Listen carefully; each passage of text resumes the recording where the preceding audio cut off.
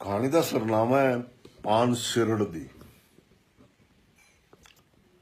फैजपुर का station colour which इंज खलोता सी जिवें सागर विच कोई टापू। जिहड़े पिंड दी पारों इस स्टेशन का नाम फैजपुर सी, वो भी घटो घट इथों कुछ 6 मीलों की विथ ते सी।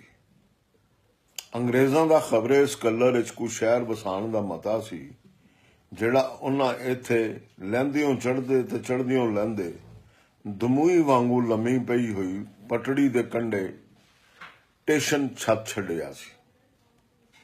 पर अंग्रेज़ां दे जिवें कई होर पछेते मते उन्हां दे जान नाल उत्थे दे उत्थे ही रह गए सन।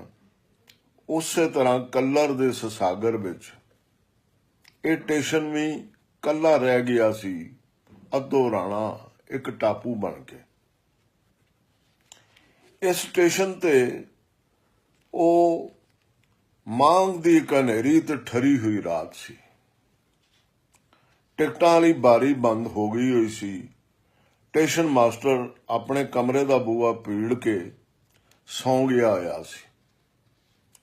कलर विचों ठंडी सीत हवा दा कोई बुल्ला जदों आके शूकदा होया फिरदा ते स्टेशन मास्टर दे बूहे अगे शीशे ते डब्बे च बलदी बत्ती इंज कंबण लग पैंदी जिवें ओदे फिफरे पाले नाल मारे गए होण। पर अगले ही पल जदों हवा दा ठंडा बुल्ला अपने अकलवांजे हथों मारिया जांदा, ਇਹ लट लट करदी इंज हुंबले मार के बलन लग पैंदी जिवें शीशे दी छत पाड़ के निकल जाना चाहती हो। वो एक गभरू सवाणी सी ते नाल ओदे एक हंडी उमर वाला बुढ़ड़ा। दोवें इस तरह स्टेशन दे बरांडे च खलोते सन जिवें कलरां वल्लों आउंदा हवा दा कोई रुलेट बुल्ला उन्हां दी शक्ल वटा के खलो गया है, या फिर इंज जिवें वो बरांडे दे फर्श विचों आप धरापे ही उग पै सन ते हुण पाले नाल नीले पैंदे किसे निੱਘी थां दी पाले सन। सत्तां इत्थे ते ना कोई बंदा है ते ना कोई बंदे दी जात। वत किदे कोलों पुछिए। बुढ़ड़े ने सवाणी नाल अपनी बुढ़ड़ी पर ताणा वाली आवाज गल कीती। सत्तां उस वेले अपने ढिड तो पाटे हुए झग्गे नूं कुंजदी हुई टिकटां वाली बारी नूं पई वेखदी सी। उहनूं खबरे बुढ़ड़े दी आवाज कन्नी पई ही नहीं सी। सत्तां मैं तेरे नाल हां, पर तूं ते जिवें इत्थे आण के पत्थर दी हो गई है। बुढ़ड़े ने अपनी थामे हिल के सत्तां नूं मोढे तो हलूणिया। ਉਹ ਬੁੱਢੜੇ ਦੇ ਹਲੂਣਨ ਨਾਲ ਇੰਜ ਤ੍ਰਿਬਕੀ ਜਿਵੇਂ ਕੋਈ ਡਰਾਉਣਾ ਸੁਪਨਾ ਉਹਦੀਆਂ ਅੱਖਾਂ ਚ ਆਣ ਵਸਿਆ ਹੋਵੇ। ਸੱਤਾਂ ਸੱਤਾਂ, ਬੁੱਢੜੇ ਨੇ ਉਸ ਨੂੰ ਪੋਲੀਆਂ ਪੋਲੀਆਂ ਸੱਦਾਂ ਮਾਰੀਆਂ ਤੇ ਜਿਵੇਂ ਉਹ ਜਾਗ ਪਈ। ਕੀ ਇਹ ਚਾਚਾ? ਉਸ ਆਪਣੀਆਂ ਮੋਟੀਆਂ ਮੋਟੀਆਂ ਕਾਲੀਆਂ ਅੱਖਾਂ ਨਾਲ ਬੁੱਢੜੇ ਵਾਲੇ ਵੇਖਿਆ। ਮੈਂ ਪੁੱਛਣਾ ਪਿਆ ਵੀ ਕੁੜੀਏ ਇੱਥੇ ਤੇ ਕੋਈ ਆਦਮਜ਼ਾਤ ਵਿਖਾਲੀ ਨਹੀਂ ਪਿਆ ਦਿੰਦਾ ਆਪਣੇ ਆਪ ਤੋਂ ਸਿਵਾ। ਕਿਹਦੇ ਕੋਲੋਂ ਪੁੱਛੀਏ ਸ਼ਹਿਰ ਨੂੰ ਕਿਹੜੇ ਵੇਲੇ ਗੱਡੀ ਜਾਵਣੀ? ਉਹ ਨਾ ਹੋਵੇ ਰਾਤ ਇੱਥੇ ਹੀ ਕਿਸੇ ਨੁਕਰੇ ਲੱਗ ਕੇ ਲੰਘਾਣੀ ਪਵੇ। ਸੱਤਾਂ ਇੱਕ ਲੰਮਾ ਹੌਕਾ ਭਰਿਆ। ਚਾਚਾ ਮੈਂ ਕੀ ਦੱਸਾਂ ਹੁਣ ਤੈਨੂੰ? ਅੱਛਾ ਆ ਹਾਂ ਉਸ ਪਾਸੇ ਚੱਲਨੇ ਆ, ਖਬਰੇ ਕੋਈ ਬੰਦਾ ਟੱਕਰ ਹੀ ਜਾਵੇ। ਬੁੱਢੜਾ ਬਰਾਂਡੇ ਵਿੱਚੋਂ ਨਿਕਲ ਕੇ ਪਲੇਟਫਾਰਮ ਵੱਲ ਟੁਰ ਪਿਆ ਤੇ ਸੱਤਾਂ ਵੀ ਉਹਦੇ ਮਗਰ ਹੀ।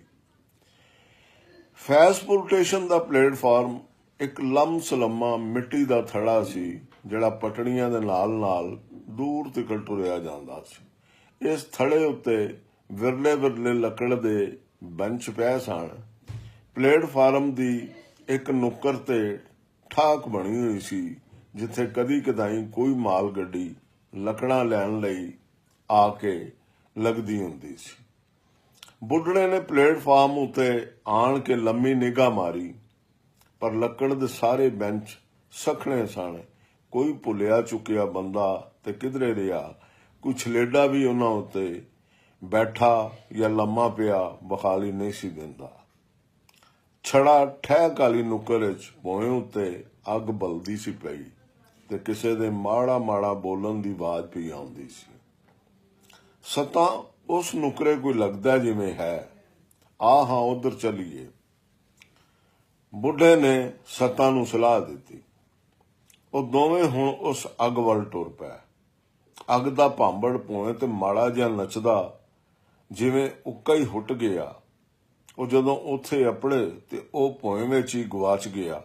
ਆਪਣੇ ਮਗਰ ਧੂੰ ਦੀ ਇੱਕ ਅਸਮਾਨਾਂ ਵੱਲ ਜਾਂਦੀ ਲੰਮੀ ਲੀਕ ਛੱਡ ਕੇ।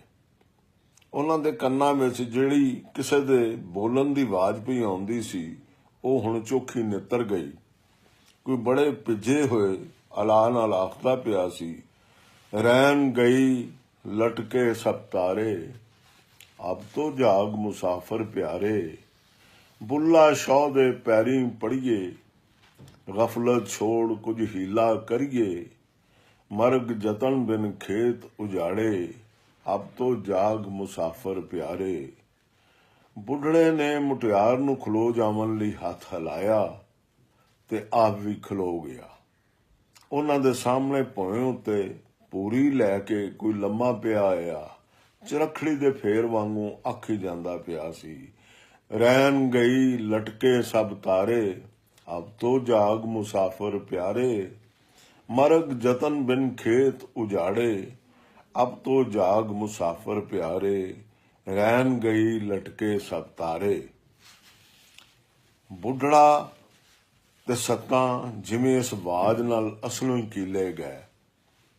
ਫਿਰ ਜਿਵੇਂ ਭੂਰੀ ਵਾਲੇ ਨੂੰ ਉਹਨਾਂ ਦੀ ਕੈੜ ਹੋ ਗਈ। ਉਸ ਆਪਣਾ ਜਾਪ ਬੰਦ ਕਰ ਦਿੱਤਾ ਤੇ ਭੂਰੀ ਨੂੰ ਮੂੰਹ ਤੋਂ ਲਾਹ ਕੇ ਅਰਕ ਦੇ ਢਾਸਨੇ ਉਹਨਾਂ ਵੱਲ ਵੇਖਦਾ ਆ ਬੜੀ ਮਿੱਠੀ ਆਵਾਜ਼ 'ਚ ਬੋਲਿਆ, ਕਿੱਥੋਂ ਆਏ ਹੋ ਤੁਸੀਂ? ਬੁੱਢੜੇ ਨੂੰ ਜਿਵੇਂ ਕਿਸੇ ਸਜਰਾ ਕਰ ਦਿੱਤਾ ਹੋਵੇ। ਝੱਟ ਬੋਲਿਆ, ਭਲਿਆ ਲੋਕਾ, ਛੋਗ ਦਿੱਤੇ ਦੀ ਤੂੰ ਹੁਣੇ ਆਉਂਦੇ ਹੀ ਪਏ ਆ। ਆਫਤ ਦੇ ਕੁੱਠੇ ਹੋਏ ਆ ਨਾਲ ਮੇਰੀ ਨੂੰਹ ਯਸ਼ੋਦੀ। ਹੋਰਾਂ ਆ ਕੇ ਬਹਿ ਜਾਓ ਅੱਗ ਦੇ ਕੋਲ, ਤੇ ਕਿਹੜੀ ਆਫਤ ਦੇ ਕੁੱਠੇ ਹੋਏ ਹੋ। ਆ ਜਾ ਸੱਤਾਂ ਘੜੀ ਬਹਿ ਵੇਖੀਏ ਅੱਗ ਦੇ ਕੋਲ। ਉਂਝ ਵੀ ਬੰਦਾ ਤੇ ਕੋਈ ਸਾਊ ਹੀ ਜਾਪਦਾ ਹੈ। ਬੁੱਢੜਾ ਸਹਿਮੀ ਹੋਈ ਸੱਤਾਂ ਨੂੰ ਨਾਲ ਲੈ ਕੇ ਬਹਿ ਗਿਆ, ਬੁੱਝੀ ਹੋਈ ਅੱਗ ਦੇ ਕੋਲ ਪੈਰਾਂ ਭਾਰ। ਉਹ ਬੰਦਾ ਹੁਣ ਆਪਣੀ ਭੂਰੀ ਨੂੰ ਇੱਕ ਪਾਸੇ ਲਾ ਕੇ ਆਪਣੀ ਥਾਂ ਤੇ ਉੱਠ ਬੈਠਾ ਸੀ। ਬੁੱਢੜੇ ਵੇਖਿਆ ਕੋਈ ਜੱਟਾਧਾਰੀ ਫਕੀਰ ਸੀ। ਪੂਰੇ ਮੁਖ ਤੇ ਉਸ ਦੀਆਂ ਅੱਖਾਂ ਤੇ ਨੱਕ ਹੀ ਸੀ ਜਿਹੜਾ ਬਖਾਲੀ ਪਿਆ ਦਿੰਦਾ ਸੀ, ਬਾਕੀ ਸਭ ਕੁਝ ਵਾਲਾਂ ਵਿੱਚ ਹੀ ਗੁਆਚਾ ਆਇਆ ਸੀ। ਉਹਨਾਂ ਨੂੰ ਆਖਿਆ, ਐ ਲਓ ਮੇਰੀ ਭੂਰੀ ਉੱਤੇ ਬਹਿ ਜਾਓ, ਮੈਂ ਤੁਹਾਡੇ ਲਈ ਅੱਗ ਪਖਾ ਦੇਣਾ। ਨਹੀਂ ਸਾਈਂ ਜੀ, ਅਸੀਂ ਤੁਹਾਡੀ ਭੂਰੀ ਉੱਤੇ ਨਹੀਂ ਬੈਠ ਸਕਦੇ। ਬੁੱਢੜੇ ਨੇ ਬੜੇ ਆਦਰ ਨਾਲ ਉਹਨੂੰ ਆਖਿਆ, ਕੋਈ ਗੱਲ ਨਹੀਂ, ਤੁਸੀਂ ਮੈਨੂੰ ਜਾਪਦਾ ਬੜਾ ਹੀ ਲੰਮਾ ਪੈਂਡਾ ਕਰਕੇ ਆਏ ਹੋ, ਇਹ ਲਵੋ। ਸਾਈਂ ਨੇ ਆਪਣੀ ਭੂਰੀ ਉਹਨਾਂ ਵੱਲ ਸੁੱਟ ਦਿੱਤੀ ਤੇ ਆਪ ਆਪਣੇ ਸਰਾਣੇ ਪਈਆਂ ਨਿੱਕੀਆਂ ਨਿੱਕੀਆਂ ਲੱਕੜਾਂ ਦੀ ਏਰਨੀ ਜੋੜਨ ਲੱਗ ਪਿਆ, ਉਸੇ ਥਾਂ ਤੇ ਜਿੱਥੇ ਪਹਿਲਾਂ ਅੱਗ ਬਲਦੀ ਪਈ ਸੀ।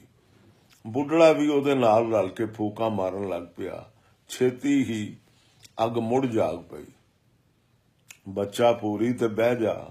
ਸਾਈਂ ਨੇ ਆਪਣੀ ਭੂਰੀ ਨੂੰ ਉਸੇ ਤਰ੍ਹਾਂ ਹੀ ਪਿਆ ਵੇਖਿਆ ਤੇ ਸੱਤਾਂ ਨੂੰ ਆਖਿਆ, ਚੱਲ ਸੱਤਾਂ ਬਹਿ ਜਾ ਭੂਰੀ ਤੇ, ਸਾਈਂ ਹੋਰੀ ਜੋ ਆਖਦੇ ਨੇ ਪਏ। ਬੁੱਢੜੇ ਨੂੰਹ ਨੂੰ ਸਮਝਾਉਂਦਿਆਂ ਆਖਿਆ। ਸੱਤਾਂ ਫਿਰ ਜਿਵੇਂ ਕਿਧਰੇ ਗੁਆਚ ਗਈ ਹੋਈ ਸੀ, ਉਸ ਭੂਰੀ ਵੱਲ ਤੱਕਿਆ ਵੀ ਨਾ। ਸਾਈਂ ਨੇ ਉਹਦੇ ਵੱਲ ਵੇਖਿਆ ਤੇ ਜਿਵੇਂ ਉਹਦੇ ਹਾਲ ਦੀ ਉਹਨੂੰ ਸਮਝ ਆ ਗਈ। ਉਹ ਆਪਣੀ ਮਿੱਠੀ ਆਵਾਜ਼ ਵਿੱਚ ਬੁੱਢੜੇ ਨੂੰ ਸੁਣਾਉਂਦਾ ਆਇਆ ਬੋਲਿਆ, ਕੁਝ ਚੋਖੇ ਹੀ ਆਫਤ ਦੇ ਕੁੱਠੇ ਜਾਪਦੇ ਹੋ, ਮੈਨੂੰ ਦੱਸੋ ਤੇ ਸਹੀ ਕੁਝ। ਉਹ ਸਾਈਂ ਜੀ ਕੀ ਦਸੀਏ, ਕਿਹੜੀ ਆਫਤ ਦੇ ਕੁੱਠੇ ਹੋਏ ਆ ਅਸੀਂ। ਕੁਝ ਦਿਨ ਹੋਏ ਨੇ ਸਾਡੇ ਪਿੰਡ ਇੱਕ ਰਾਸ ਮੰਡਲੀ ਆਈ कोई शहरी रासदारिए सन।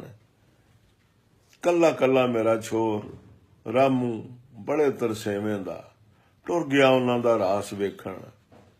मैं आख्या ਉਹਨੂੰ, पुत्रा ਇਹ नहीं ਉਹ ਲੋਕ ਜਿਹੜੇ ਕਦੀ ਸਾਡਿਆਂ ਵੇਲਿਆਂ ਵਿੱਚ ਆਉਂਦੇ ਹੁੰਦੇ ਸਨ। ਸਿੱਧੀ ਸਿੱਧੀ ਖੇਡ ਖੇਡਣ ਵਾਲੇ, ਸਾਡੀ ਹਯਾਤੀ ਵਰਗੀ ਸਿੱਧੀ। ਇਹ ਲੋਕ ਨੇ ਸ਼ਹਿਰੀ, ਇਹਨਾਂ ਦੀ ਹਰ ਗੱਲ ਵਿੱਚ ਫੰਦ ਫਰੇਬ। ਇਹਨਾਂ ਕੀ ਖੇਡਣਾ ਹੈ ਰਾਸ, ਐਵੇਂ ਬੇਸਵਾਦਾ ਹੀ ਹੋ ਸੀ।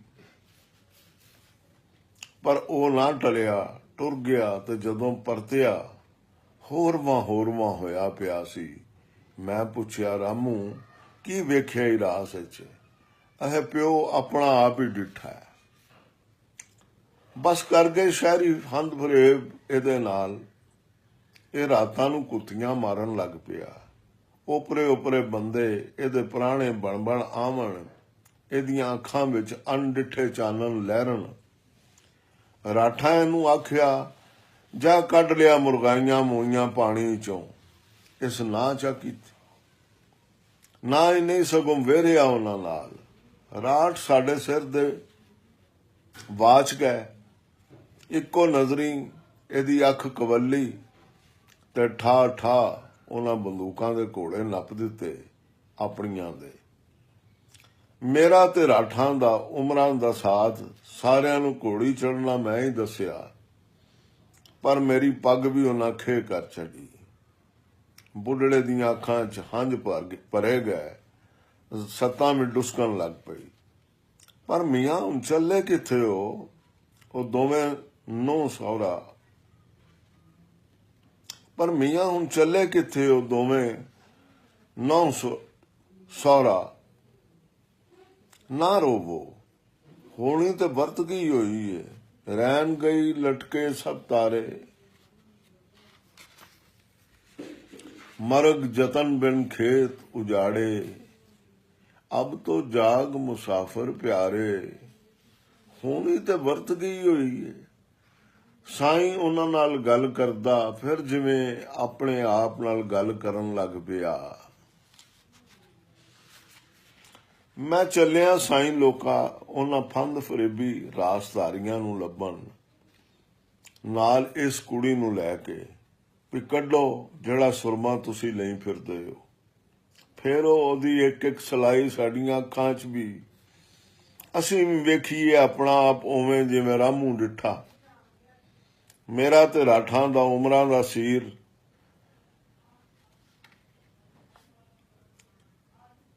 ਪੱਗ ਹੈ ਸੀ ਤੇ ਨਰੋਇਆ ਸੀ। ਪੱਗ ਮਿੱਟੀ 'ਚ ਰੁਲੀ ਤਾਂ ਨਾ ਰਿਹਾ। ਪੁੱਤਰ ਮੋਇਆ ਤਾਂ ਮੈਂ ਜਰ ਜਾਂਦਾ ਜੇ ਪੱਗ ਰਹਿੰਦੀ ਤੇ।